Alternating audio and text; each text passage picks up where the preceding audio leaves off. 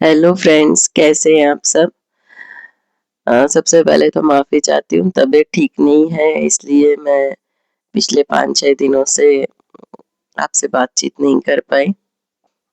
अब आते हैं आज के टॉपिक पर। से दिमाग में घूम रहा था, लग रहा था कि मैं इस बारे में आप सबसे बात करूँ, रिक्वेस्ट करूँ कि इस बारे में थोड़ा सोचें और प्लीज़ अपने कर्मों को बहुत सोच समझ कर करें। आज एक दुखद समाचार मिला। आपको बताने का कारण ये है कि जब हम कर्म करते हैं तो कई बार, खास करके जो ईश्वरीय सत्ता में विश्वास नहीं रखते, ऊपर वाले को कमजोर समझते हैं या अपने आप को सर्वे सर्वा समझते हैं, तो वो यूं सोचते हैं क्या होता है, कुछ नहीं होता, आज दिन तक हमारा कुछ नहीं बिगड़ा तो अब क्या बिगड़ जाएगा, है ना। और मैंने खुद देखे हैं ऐसे लोग, मैंने खुद सुना है लोगों के मुंह से ऐसा बोलते हुए। इसलिए मैं आज आपसे ये बात बता रही हूँ। एक आंटी है, उन्होंने अपनी जवानी के टाइम पे, मतलब जब उनके हाथ पैर अच्छे से चल रहे थे, उनके पास पैसा भी था, उनका हर तरीके का सुख था, उस समय भी उन्होंने सिर्फ जलन की वजह से अपने देवर का घर खराब करने की बहुत कोशिश की।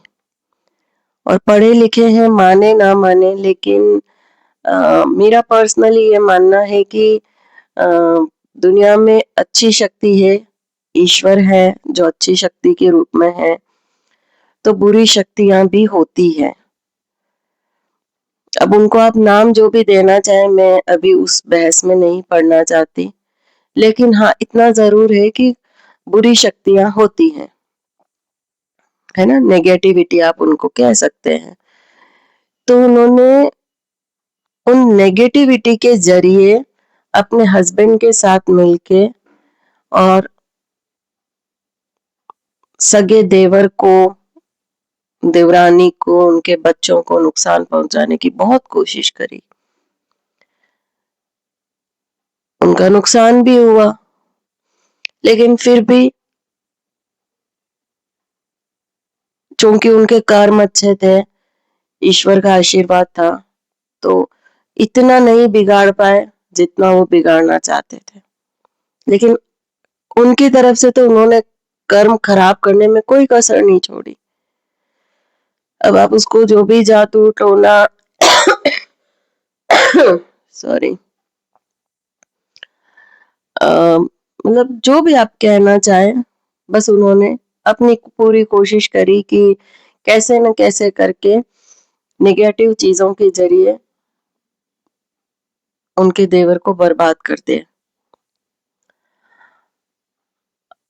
उसके बाद भी काफी सालों तक वो जो आंटी है जिन्होंने ये सब किया, उनका कुछ नहीं बिगड़ा। तो उनको यही लगता था कि कुछ नहीं होता है, हमारे पास तो भगवान का आशीर्वाद है। जो बुरे लोग होते हैं, है ना, वो भी कहने में नहीं चूकते कि भगवान सब देख रहा है या हमारे साथ तो भगवान है ना। वो उनकी अंतरात्मा ही जानती है कि तुम्हारे साथ भगवान है कि शैतान है। और जब भगवान की लाठी बजेगी तो तुमको सुनाई भी नहीं देगी, ना संभलने का मौका मिलेगा। फिर धीरे धीरे उन आंटी के हस्बैंड को पैरालिसिस हो गया, उन्होंने बिस्तर पकड़ लिया, आंटी खुद बीमार रहने लग गए,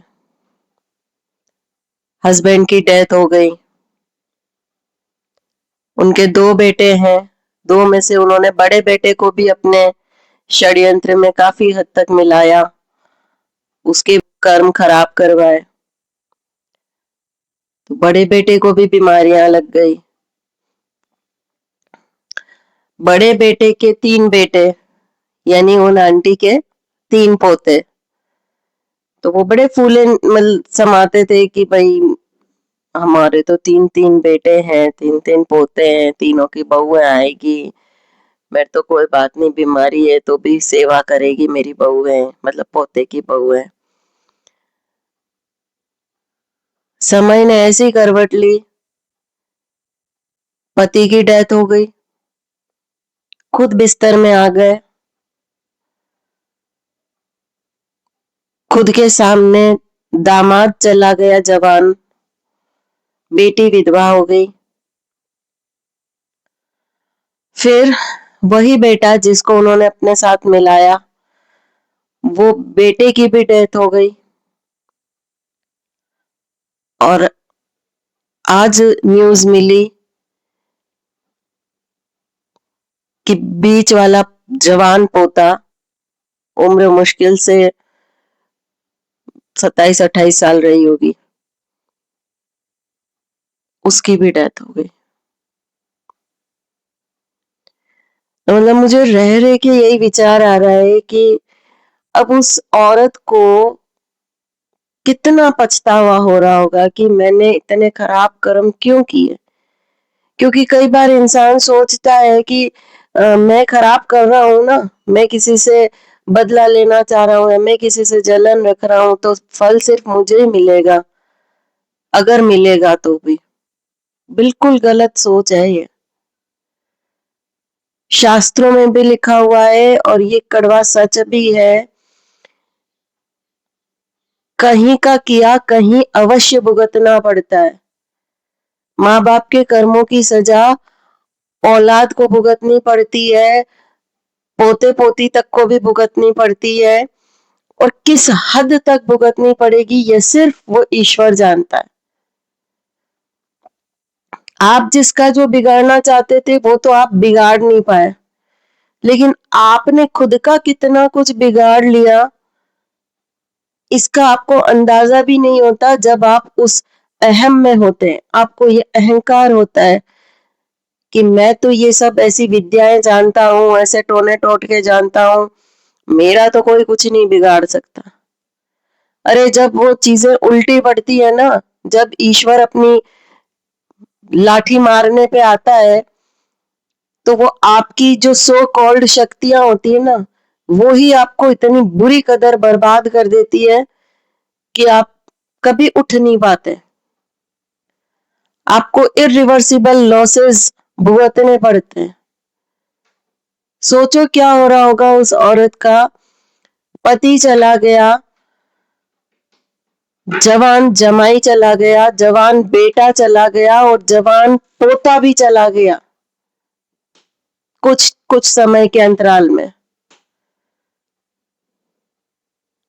लेकिन और ये सब ऐसे लॉस हैं कि कुछ नहीं हो सकता, इनकी भरपाई हो ही नहीं सकती।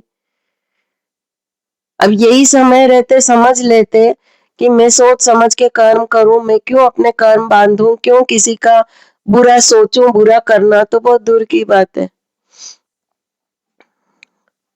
तो शायद आज इतने बुरे दिन नहीं देखने पड़ते। अब जिस बेटे की पोते की डेथ हुई, उसके 2 छोटी छोटी बच्चियां हैं। अब उन बच्चियों का तो कोई दोष नहीं है, लेकिन दादी के खराब कर्मों की वजह से वो बच्चियां भी इतनी कम उम्र में अपने पिता के साए से महरूम हो गई।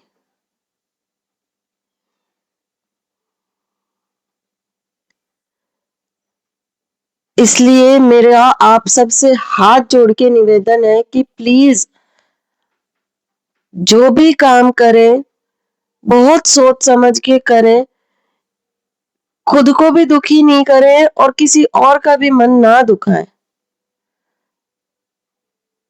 ये मौज शौक, जलन, ईर्ष्या, राग, द्वेष, सब कुछ यहीं दरा का दरा रह जाएगा। इसी दरा पर कोई अपने साथ ना कुछ लेके गया है, ना कोई लेके जाएगा।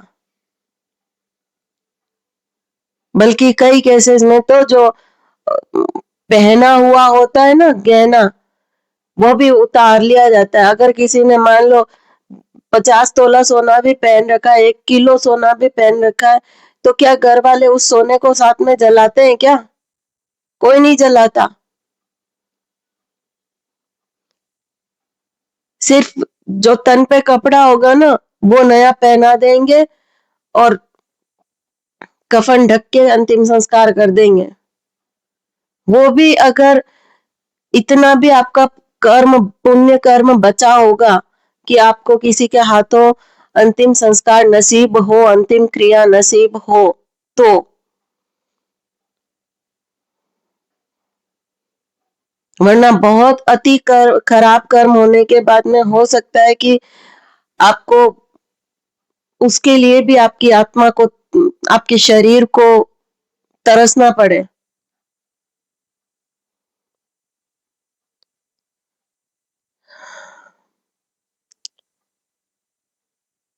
किसी का बुरा करो भी मत, किसी का बुरा सोचो भी मत, क्योंकि कब क्या किया हुआ हमारे ऊपर आके उल्टा गिर जाए, कब क्या बुरा सोचा हुआ हमारे ऊपर आके उल्टा गिर जाए, कब कौन सा कर्म कितने गुना बढ़ के फिर हमको भुगतना पड़े, हमें नहीं पता। और ये कलयुग है, इसलिए इसमें तो यहाँ का यही भुगतना है। पहले तो फिर भी ऐसा होता था कि क्या पता, हो सकता है इस जन्म में भुगते या अगले जन्म में भुगतेंगे, तो अगला जन्म किसने देखा, अभी तो मजे करो। दूसरों को दुख देके भी अपने सुख पे कंसंट्रेट करो, अपने ऐश आराम में कमी मत होने दो। पर ये कलयुग है,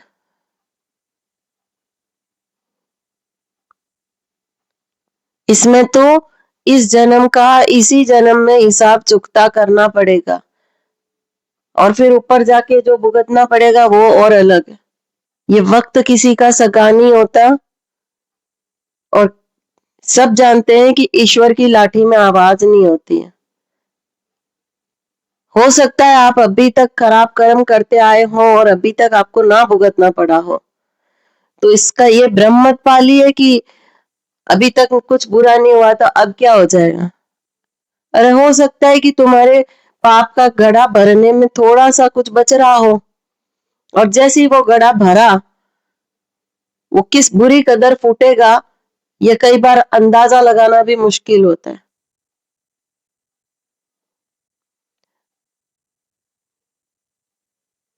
इसलिए कर्म अच्छे रखिए, ईश्वर को मुंह दिखा सके इस लायक हमें जरूर बने रहना चाहिए। पिछले जन्म के कोई कर्म है जो अगर इस जन्म में भुगतने पड़ रहे हैं तो चलो उस पे हमारा कोई वश नहीं है, लेकिन कम से कम अब तो हम खराब कर्म ना करें कि हमारा और ये जन्म भी बर्बाद हो जाए, आगे वाला जन्म भी खराब हो, और खुद के साथ साथ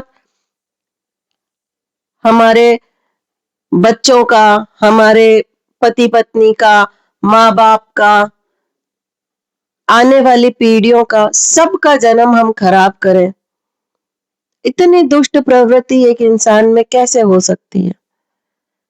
भगवान ने जब हमें इंसान बना के पैदा किया है तो हमें उस इंसानियत को निभाना है, हर हाल में निभाना है।